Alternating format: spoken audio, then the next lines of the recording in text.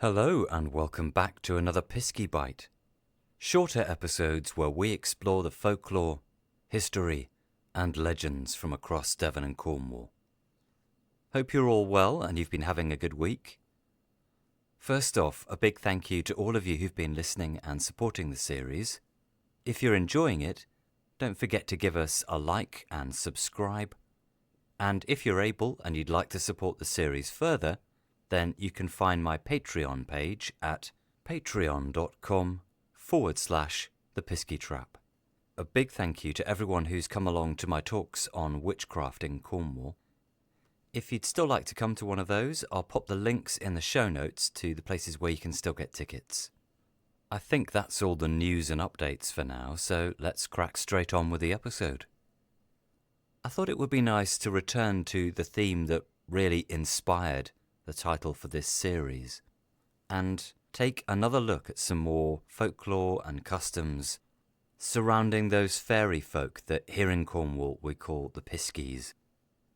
I thought I'd share with you a few of the things that have recently cropped up in the course of my research that either we haven't explored before, or that expands on some of the themes that we've already encountered in the past.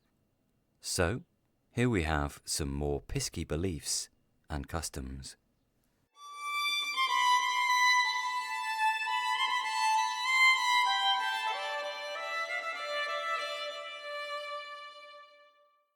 Back in 1911, Walter Evans Venns put together a work entitled The Fairy Faith in Celtic Countries, which offers a fantastic insight because he spent what must have been a few years researching and chatting to local informants who basically gave their recollections and thoughts on belief in the little folk or the Pobelveen, fairy folk if you like.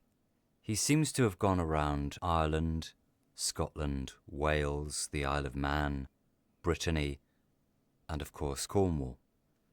In one example, he provides us with the testimony of a man called John Gilbert Guy, who was 78 at the time he was interviewed, and it seems that John was a retired fisherman from Sennan Cove, and this is what he had to say. Many say they have seen the small people here by the hundreds. In Ireland, they call the small people the fairies. My mother believes there were such things, and so did the old folks in these parts. My grandmother used to put down a good furze fire for them on stormy nights, because, as she said, they are a sort of people wandering about the world with no home or habitation, and ought to be given a little comfort. The most fear of them was they might come at night and change a baby for one that was no good. My mother said that Joan Nicholas believed the fairies had changed her baby, because it was very small and cross-tempered. Up on the hill, you'll see a round ring with grass greener than anywhere else, and that is where the small people used to dance. So a great little local insight there, and tapping into a theme that we've talked about before of the changeling. There are lots of stories surrounding changelings, particularly in West Cornwall. One rather famous story that comes down to us from William Bottrell is called Betty Stogg's Baby. And this is what he writes. Little more than 20 years ago, there lived in a lonely cot on a moor in Tywednach a man and his wife with one child. The woman, from her slatternly habits, was known by the name of Betty Stoggs. She had been married about a year, and had a baby 6 months old or so, when, almost every day, whilst her husband was away to Bal, which means the mine, she would pass the best part of the time curtsaying, which seems to mean going around gossiping, from house to house in the nearest village. The child would mostly be left in the house alone, or with nothing but the cat for company. One seldom saw the colour of the bantling's skin for dirt. When anyone asked Betty why she didn't wash it oftener, "The moor is a cold place," she'd reply, "and a good layer of dirt'll keep naught." One afternoon, about midsummer, she went to get milk for the child and stayed away gossiping till dusk. It was so dark when she entered her dwelling that she could scarcely see anything within it. She went to the cradle and found it empty. The child was nowhere to be seen, nor yet the cat that always slept with it, shared its pap, and cleaned the skillet in which the child's meat was cooked. Whilst Betty was searching about the house, her husband came home from work, last call by day. He was in a great rage with his wife, and greater grief for the loss of his crumb of a child, as he called it. After hours spent in fruitless search, Betty sat down and cried bitterly, whilst the father went away and told the neighbours what had happened. Everybody turned out to look for the child. They examined moors and crofts for a good distance round till after daybreak, without seeing sight or sign of it. But when it was near sunrise, Betty spied the cat coming towards her. Then it went back, mewling into a brake of furze. She followed it and came to a plot of mossy grass, surrounded by thickets and ferns, where she saw, amongst heath and whortleberry plants, a bundle of old-fashioned chintz. She opened it, and there was her child, sleeping like a nut. It was wrapped in several gay old gowns, with mint, balm, and all sorts of sweet herbs and flowers that are found on moors or in gardens.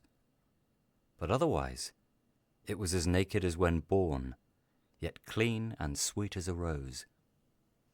All the old folks said it was carried there by small people, who intended to bear it away to the hills or carns, but it took them so long to clean it first that daylight surprised them ere they had done it to their mind, so they left it there, meaning to fetch it the next night.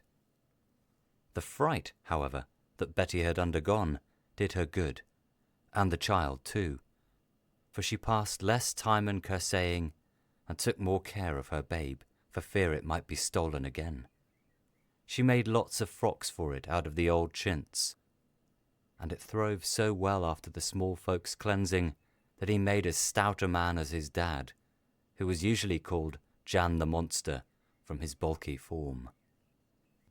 A great example there of the belief in changelings, and we get the name Betty Stoggs, which some of you may have heard of before, possibly because it's also the name of a Cornish ale for all you real ale drinkers out there. Bottrell himself describes this as a fairy tale, and it certainly has that feel to it as a story.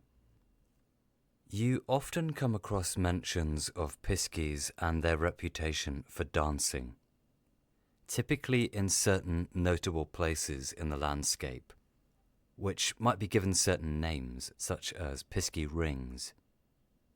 Evans Venns provides us with the testimony of another man, Frank Ellis, who was from the village of Trevescan, which is sort of between Sennen and Land's End.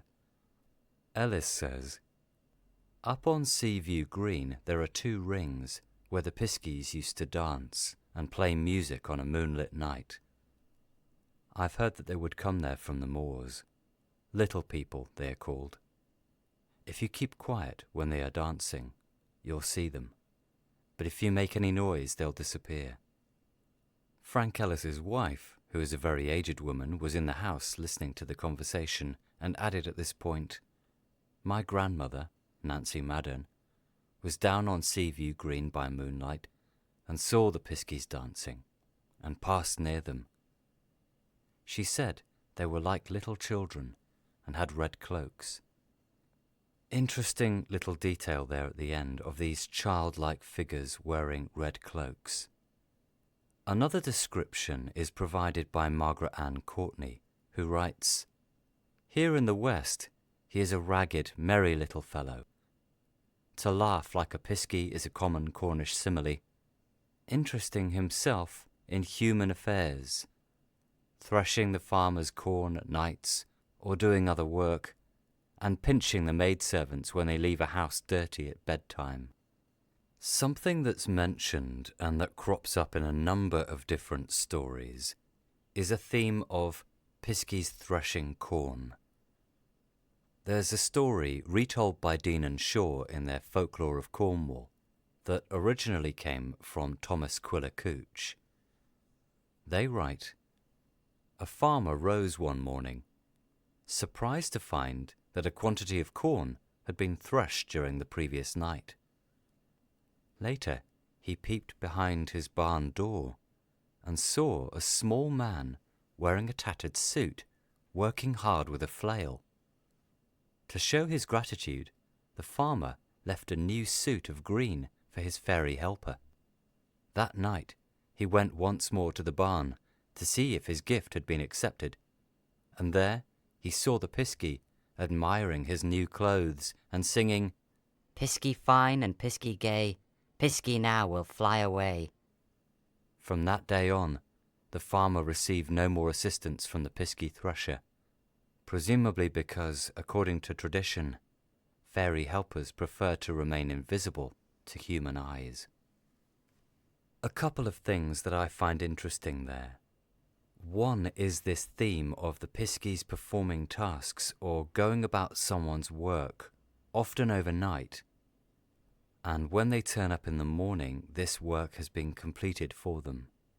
For those of you who may remember when we talked in the original episode on Piskies, and we explored a story called The Piskies and the Housework, it's this same idea that as soon as the Piskies are seen, or in this case, as soon as their work has been acknowledged, and there's this gift of the suit, they leave and they are never seen again. There definitely seems to be a downside to seeing the Piskies. In fact, it was thought to be potentially dangerous as well. John Gilbert Guy, that retired fisherman of Sennan Cove, had more to say on this idea. I heard that a woman set out water to wash her baby in, and that before she had used the water, the small people came and washed their babies in it. She didn't know about this, and so in washing her baby, got some of the water in her eyes, and then all at once she could see crowds of little people about her. One of them came to her and asked if she was able to see their crowd, and when she said yes, the little people wanted to take her eyes out, and she had to clear away from them as fast as she could. In the Piskie thresher, we also get that little rhyme that the Piskie sings, and variations of that rhyme crop up everywhere. Alex Langstone writes, "A story is told in Launceston where a particular house was once host to a Piskie, whose regular appearance in the house manifested as a small boy. Its arrival was always awaited with great interest, and a small chair was placed in the chimney corner for the Piskie to sit on. The Piskie made many appearances until one day it appeared on its usual chair and announced, 'Piskie fine and Piskie gay, now then Piskie, run away.'" The threshing theme crops up quite a lot too. Barbara Spooner, who was a folklorist in the early part of the 20th century, who wrote a lot about East Cornwall, back in 1930, she said, "An old man, who would be about 80 if he were living, used to work at Merrymeet Farm in Merrymeet. He would find the horses with tangled manes from being Piskie ridden, and he had heard that once a large quantity of corn on this farm was threshed by the Piskies. They were overheard saying, 'I tweet, you tweet,' and in the morning the corn was threshed. In this instance, there is no more to the story. A good fright would cure the Piskie lead," said the old man's daughter. We get a mention there at the end of this idea of being Piskie-led, which we've talked about before, and basically it's the same concept as terms like Piskie trap. This idea that the little folk could be quite devious and cunning, and that they might lead you astray. Thomas Quiller Couch writes, "These little creatures seem sometimes to have delighted in mischief for its own sake. Old Robin Hicks, who formerly lived in a house at Key Head, which is over in Polperro, has more than once, on stormy winter nights, been alarmed at his supper by a voice sharp and shrill. Robin, Robin, your boat is adrift. Loud was the laughter and the tacking of hands when they succeeded in luring Robin as far as the quay, where the boat was lying safely at its moorings. Finally, we come to an interesting little story told to Robert Hunt by one of his informants in West Cornwall. He writes, I heard last week of 3 fairies having been seen in Zena very recently. A man who lived at the foot of Trendreen Hill, in the valley of Trerridge, I think, was cutting furs on the hill.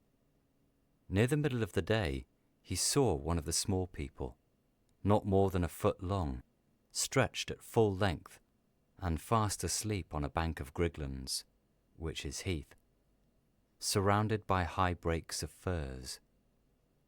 The man took off his furze cuff and slipped the little man into it without his waking up, went down to the house, took the little fellow out of the cuff on the hearthstone, when he awakened and seemed quite pleased and at home, beginning to play with the children, who were well pleased with this small body and called him Bobby Griglands.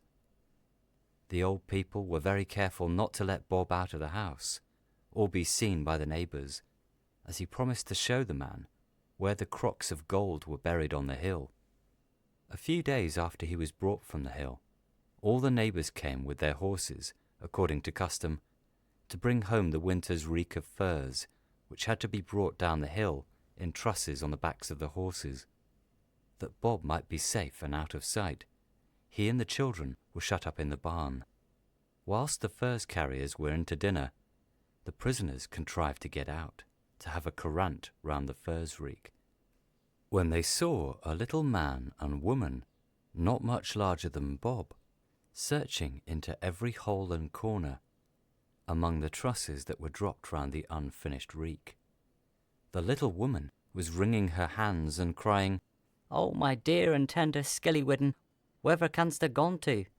Shall I ever cast eyes on thee again? Go 'ee back, says Bob to the children.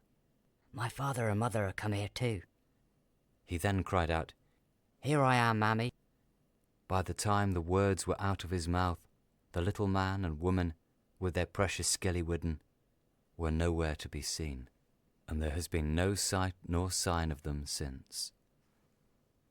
So there we have just a few of the other local beliefs and little tales surrounding the Piskies. I hope you enjoyed it and hope you found it interesting.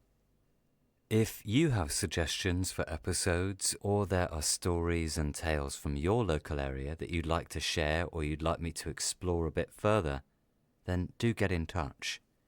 You can email me at thepiskietrap@gmail.com, or you can find me on Instagram or Facebook as The Piskie Trap. In the meantime, that's it from me. We'll be back again very soon. Thanks for listening.